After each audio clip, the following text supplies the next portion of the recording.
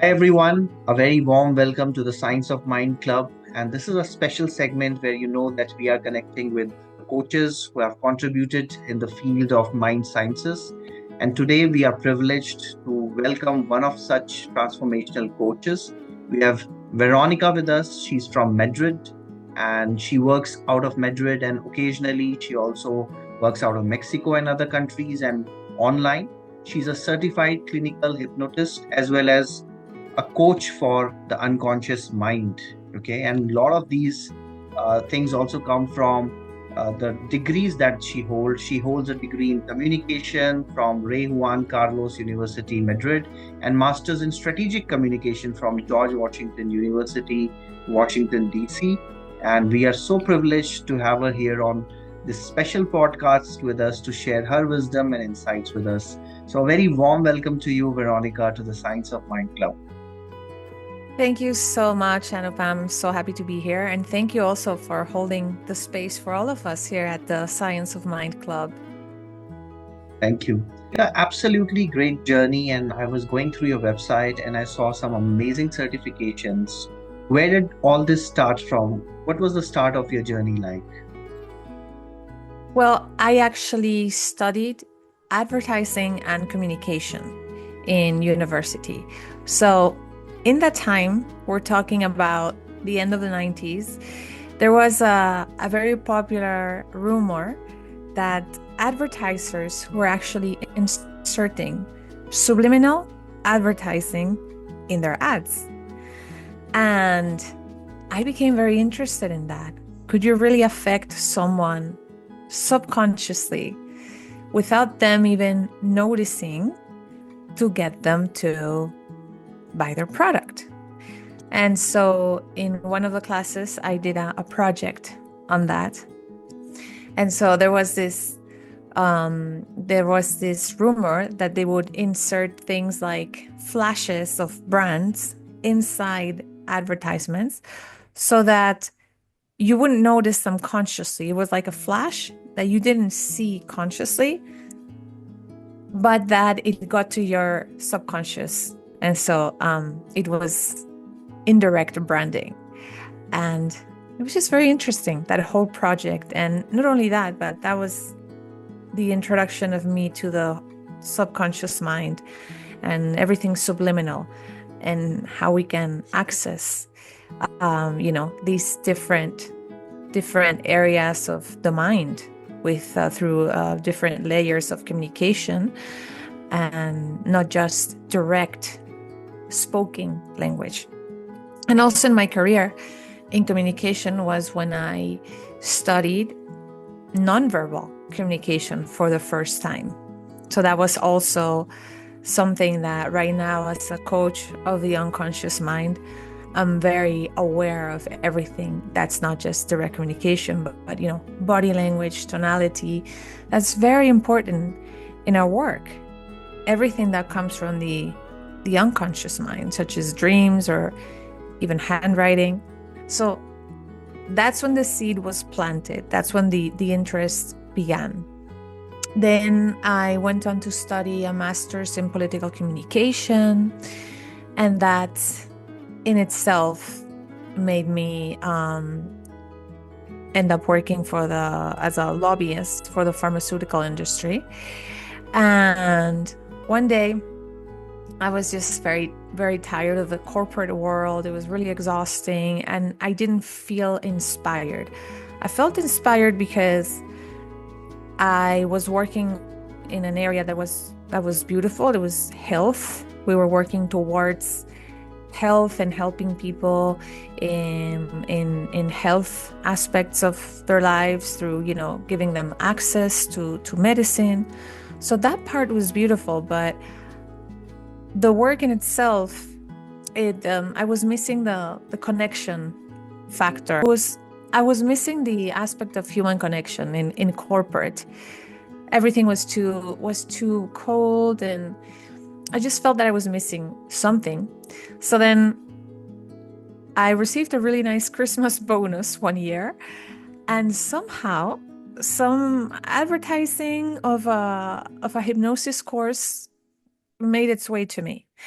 And it was from ICBCH, International Board of Certified Coaches and Hypnotherapists, with Richard Nongard. And I saw that they had an offer for a hypnosis course, and I bought it. It was almost like an unconscious decision. Let me just go for it. I don't know why. I hadn't been researching hypnotherapy before or anything like that. It just came up and I took it. And eventually, one day I was very seriously thinking about quitting this corporate job. And I took a course with a career coach, and she was the first one to make me think about different options, like brainstorming. And I told her, well, I bought a hypnotherapy course, but and she was like, would you consider that an option? And I was like, I'm not sure. I don't know any hypnotherapists. I don't know how this works, but I feel passionate about it for sure. So the day that I quit my job finally, and I had another plan made as far as what I was going to do, I was enjoying some tea in my favorite tea spot in the city. Back then I lived in Mexico City, and I see an old friend walking down the street across where I was sitting, and I waved him. So he comes towards my table, and I'm like, what are you up to now? I hadn't seen him in a while. He's like, oh, I have my own company and I do Google ad campaigns for others. And I was like, oh, that's so amazing. I was thinking about, I've already quit, and I'm thinking several options that I can do. And I'm thinking one that's, I don't know, kind of random for me, but it's hypnotherapy. But I don't know if that would have any, if it has any demand, like I'm not even sure. And he said, oh, I have 2 clients that do hypnotherapy and they're pretty successful. Wonderful. And I was like, really? And so that was to me like the sign. It was serendipity. I was just having a tea on my last day of work, and my friend comes and he tells me that, yeah, actually you can do it. There's people doing it, and very successful, and there's an interest, there's demand for this. I really had no clue before talking to my friend, because as I said, I had nobody in my circle that did it. And my family were like, you're crazy. What do you mean you're going to do that? You have a serious corporate career, serious corporate. Anyways, so after that, that was like the push that I needed to believe in it. And then I took some months. I invested more money. I invested the thousands of dollars and months of studying. And then I started to practice with friends, with family. And when I was good, then I set it up as my first hypnosis business, and it was pretty successful. And I remember the first hypnosis I did was on a friend of mine that was staying with me at the time, and she couldn't find the keys of the house. I was just a student of hypnosis there, and she had finished washing the dishes and she couldn't remember where she put the keys. And we were like looking for the keys for a half hour. It was a negative hallucination, I think, because she couldn't remember. And I was like, you know what? I think I'm going to try to do hypnosis so you remember where you put them. And I sat her on the couch and I did my first hypnosis session on her. And she remembered where she had put the keys. She remembered the whole scene and the sequence and the steps. And then we found them. Yeah. So that was pretty amazing. And then just from then on, the rest is history. Interesting. Very, very interesting, I would say, Veronica. And, like the starting you mentioned, starting from your career in your studies, basically that course that you did where you found about subliminal programming, and to this far, I think you have come a long way. And especially talking about the unconscious mind, I think how powerful it is and how very less people know about it. And I think the way how you have guided your friend I think that is definitely a great example that you have shared. So, like people have different journeys, they get a lot of these new choices. What was so exciting about the choice of being a hypnotherapist that always appealed you from the very first go? Well, I found it fascinating on a personal level. I was interested in it for myself. I needed to change so many things, and I had no idea where to begin. I just found it very interesting as a tool for change for me, and then to help others. I mean, the connection that I was missing in a cold corporate office. Here it was just very direct with the other person. I mean, you enter a space, a sacred space, I would say, where you're a witness of this metamorphosis of a person. Okay. And that's so enriching on a personal level. It's just so beautiful. It's moving. And I just love that moment where they open their heart and they tell me their story. There's some hypnotists that are like, I don't want to know the story of the client. I'm going to go straight into helping them. But I actually like to hear their stories. I think that for me, that part of humanity, I love hearing stories. So I actually love it when they tell me their story. And of course, I take that time to observe all their unconscious cues as they're telling me their story. And it's very nice to not only to be able to listen to the story, but to know that you have the tools that you can help them change and change fast, and that you can show them the miracle of their mind and empower them. I always love to teach them self-hypnosis so that they don't really depend on me. We're always going to need, for some issues, assistance. But for the most part, I love to teach them self-hypnosis so that they can use it for other things way beyond the 4 sessions that we're going to do together. And so to be able to help people, to give them the tools to empower them, as someone that, I had my own trauma that I had to get over, and I healed.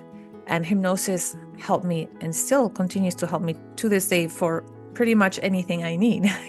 Anything I need, I just use hypnosis. It's like a magic wand.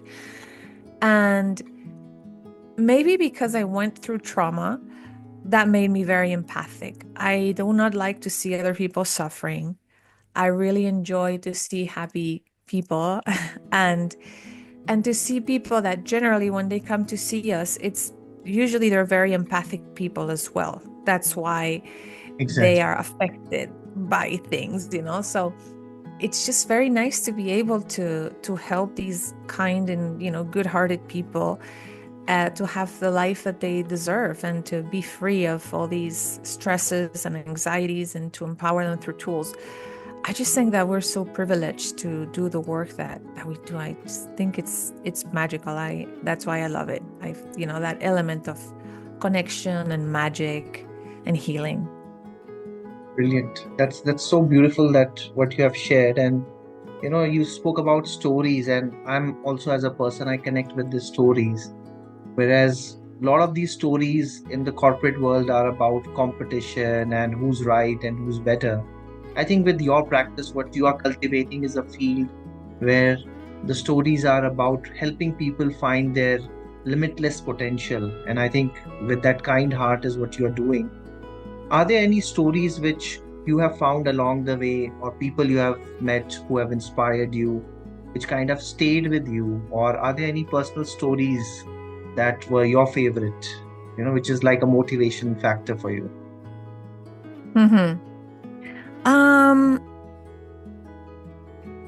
In general, I love to see change, and like every person to me is so special. Every story is special. Of course, some people come to mind immediately, but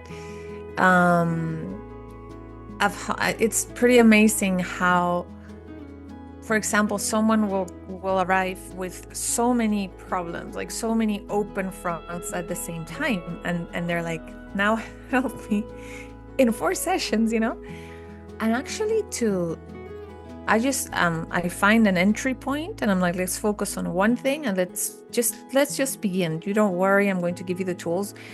And to see the amazing transformation of the people that are really open and ready for the process and willing to listen and to, take the tools, and to see how they come to you with so many problems, and way after our sessions to still be getting messages of, you have no idea, like, this has helped my life. It's been a quantum leap. And to see how they continue to grow way after you finish your work with them. Sometimes, in 4 sessions, it's a short amount of time. So, for example, this person that I'm thinking about right now, she had a lot of open fronts.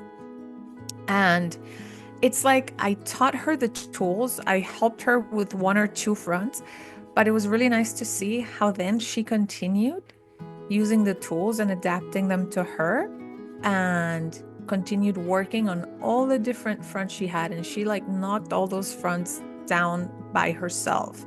And to see that growth, I mean, that's amazing.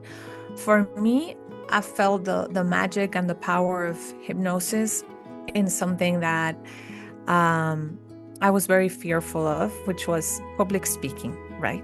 So I was on this, do you know Toastmasters? Yes. Master. Okay.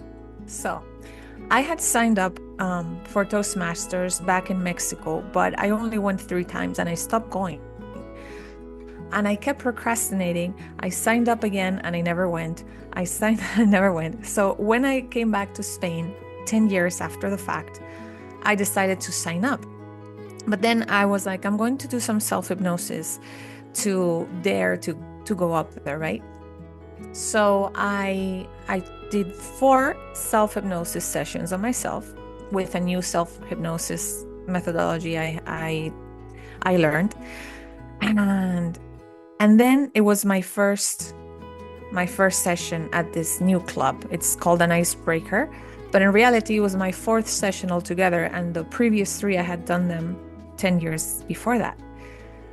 But I think that they saw something, because when I got up on the stage, I had envisioned myself talking very fluently. I had taken a course on public speaking that taught you, you have to look at your audience in the eyes, strategic pause, all these things. And I visualized myself doing all these things. And then when I did them on the stage, instead of getting on the stage, I'm feeling nervous. Suddenly I felt super calm. And then I started looking at everyone in the eye. And I just gave my speech so relaxed that when I finished, they said, wow, we can tell that you're not new to this, that you've been doing this. You have so much experience. And that was so funny, because before that, I even got the shakes when going on stage. I shake everything.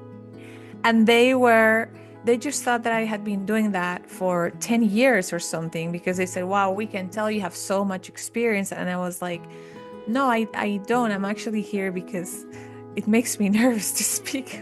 And nobody could believe me. They thought that, well, maybe she's showing off, because, they didn't believe that it was because I got over it in 4 sessions. It was exactly what I had envisioned. And it was the opposite of what I would normally feel. I was so relaxed on stage. And it's such a weird feeling the first time that you're able to do something that you're not used to doing, because it feels second nature. But there's a part of you saying, but this shouldn't be this way, but it is. I can't fight it. It's my new way of being in this situation, because it comes from the unconscious mind, right? When you're doing things out of the conscious mind, willpower, it's a fight, it's a struggle. You have to force yourself. This was the other way around. It was coming from the unconscious, so it's supernatural. And it was the other way around. I couldn't fight it to change it. So it was amazing. Brilliant. And that's so amazing that, you have practiced it. You are a practitioner of this art. You have seen the power of unconscious mind firsthand. And that is making it so very relatable. And while you were narrating the story of the public speaking, I think I read it somewhere that death is the number two fear, but public speaking is the number one fear that most of the people have. And definitely, you have found ways to kind of conquer that fear. That's so wonderful.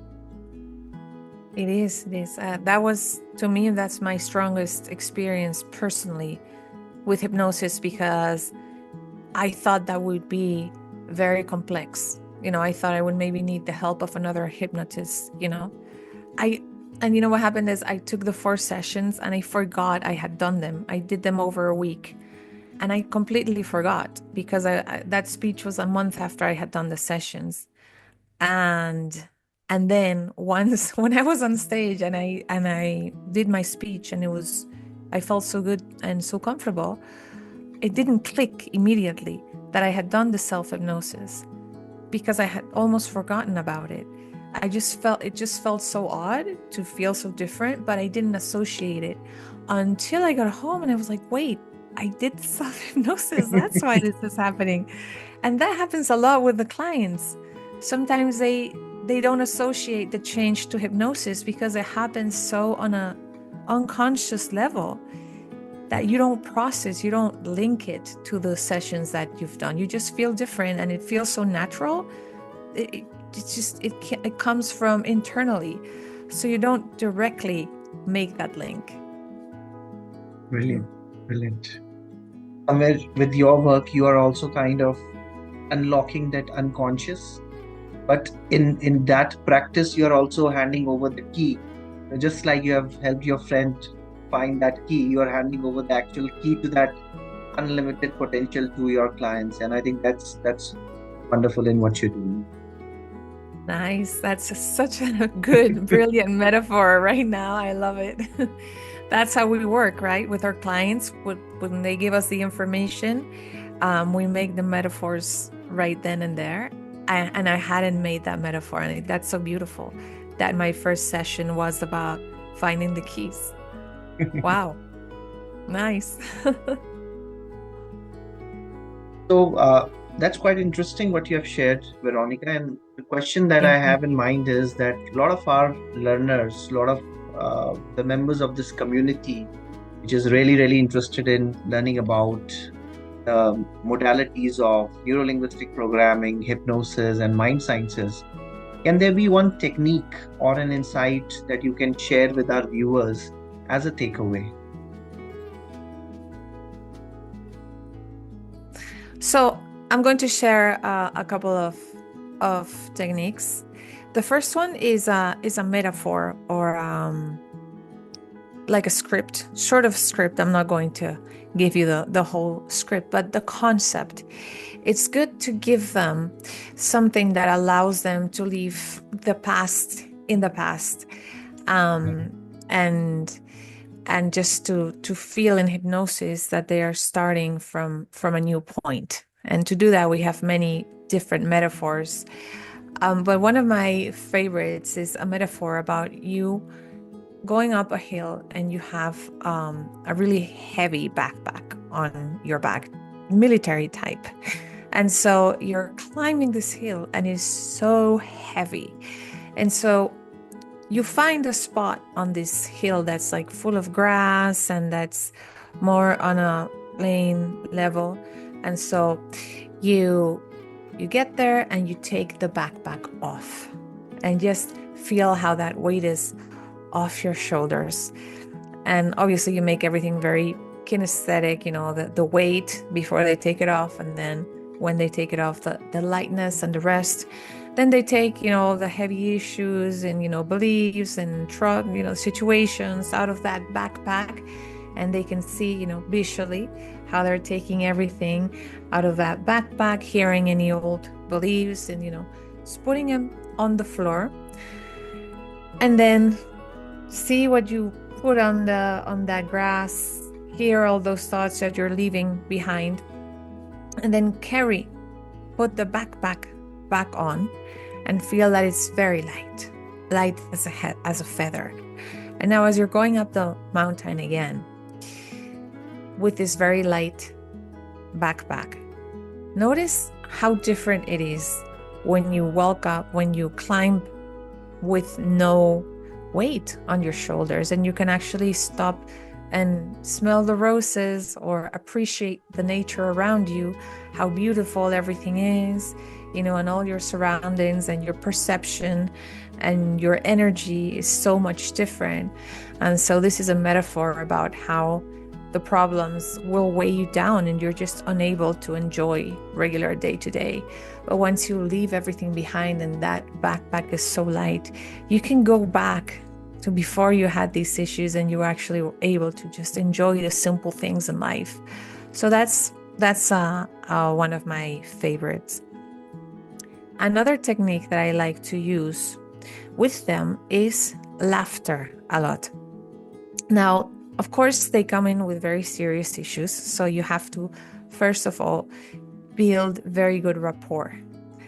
Since I really love to listen to their stories and hold this sacred space for them and be very welcoming, I do build that rapport. And once that rapport is built, then we can start to putting in little bits of humor and see how they respond. And, fortunately here in Spain, we're very, laughter loving people. So it's not that difficult to engage them with humor and to teach them that, it's okay to respond with humor. I know these things are heavy but it's okay to start to add a little humor, And what we're trying to do is teach the brain new responses, right? We're trying to teach them calm instead of fear or instead of panic. And laughter is just another way to respond. Just try to see the humor in the situation. Teaching them different alternatives of response, not just calm or, whatever they tell us that they would like to feel instead, but also just throw in a little bit of laughter and help them kind of distance themselves from the situation, almost like you're seeing the funny scene in a movie and you're like able to shift the perspective. And now you're seeing it like that and from a distance, and you're able to see the humor in it. Maybe perhaps even throw in a little screen and help them see it on the screen as if some actors are playing the scene and like with a comical twist to it, and help them get there. Because at the end of the day, what we're trying to do is stop that automatic response. Everything that's automatic comes from the unconscious mind. So they're having an automatic response of panic, of anxiety. And we're trying to teach them, their brain, to stop instead of being automatic and now pick a response. We don't only have the panic and the fear now we also have laughter, and we also have calm, and we also have, and when the brain has many different roads to go down, then it doesn't make that automatic choice. It stops and then picks the best choice. And the best choice is never going to be panic or fear, because that gives us a lot of stress, obviously. So if we give the brain different alternatives to choose from, it will choose the best ones for us. So that's one. Throw in a little laughter. That's another one. And then I learned this little exercise, which is pretty cool. It's based on neuroscience, and I teach this to most of my clients. This is another way to stop the anxiety response. So I give them all a little squishy ball like this. Wonderful. Yeah. And I have, but you can see. So the important thing is that the hands are separate. Wait, my mic. The hands have to be like separate like this. And you kind of hand yourself the ball, moving it like in a U shape from hand to hand, right? So what we're doing is, and the reason this works is because that anxiety that you had, and of course I talk to them in past tense, right? That anxiety that you had is concentrated on one of the hemispheres of the brain. This has been studied with brain scans, that anxiety actually focuses on one of our hemispheres, right? So the reason this works is that when we do this, that we activate both hemispheres of the brain. And so that anxiety cannot keep its normal route together. It kind of dissolves. And we start to feel better as we go. and if you mix it with breathing deep, and they start to calm down. And so we bring anxiety with this little exercise from a 10 to a 2, or keep going until a 1. And then, of course, I give them this, and that's one of the tools that they take home to do themselves. So that's another one that I really like to teach them. Brilliant. And, just looking at the 3 techniques that you have shared from the construct point of view, I think they are absolutely wonderful. Be it the metaphor of, putting down your baggage and dropping it and picking up something lighter. That is absolutely wonderful. Be it, the way how you said that you change the modalities and you make it more funny and more fun. I think that is a great way of lighten up your brain and kind of looking the problem from a different angle. And especially the anchor of that squishy ball and connecting both the hemispheres. I think that was a master stroke, I would say, Veronica, that, definitely, when a lot of the professionals, I would love to mention here that, a lot of these days, they get stuck. And what they actually can do is just put up their hand and say that, no, we need help. And that is where how creatively, friends, we can see that what Veronica has taught us is very creative ways of looking at the problems. And then when we look at it with different angles, there is a solution that our unconscious mind finds out. So thank you so much for sharing those 3 techniques, Veronica. And I'll remember that anchor of the squishy ball and the U shape. Thank you, Anupam, for giving us all this space to share what we know. And I wonder that, a lot of the professionals, and I know that you are taking the online sessions as well. So let's say, in India or elsewhere, wherever our viewers are, if somebody wants to get this coaching or counseling from you, what is it that we can do? What are the best ways in which they can reach out to you, Veronica? I think the best way is just sending me a WhatsApp. So I will just give you my number. Oh, you have it. So just maybe putting it in a little thing on the screen. The best way is through WhatsApp, and then we can schedule a discovery call or just schedule the session. And that's the best way. I mean, I also have a website, but right now it's in Spanish. So I don't know if that's the best way, unless you know Spanish, of course. Yeah. No, I think what works for people is definitely the WhatsApp and the email, which we will give in the description box as well as on the screen. And what I did was, when I looked into your website, I got so curious, so fascinated, that I used the Google Translate to kind of read through it. The more I read it, the more amazed I was. Thank you. So, the format of this interview is, Veronica, that we have a short conversation, keeping our young audience in mind. However, we will not let you go without one final learning, without one final insight or message to our community. So what will be your final parting gift to this community of learners?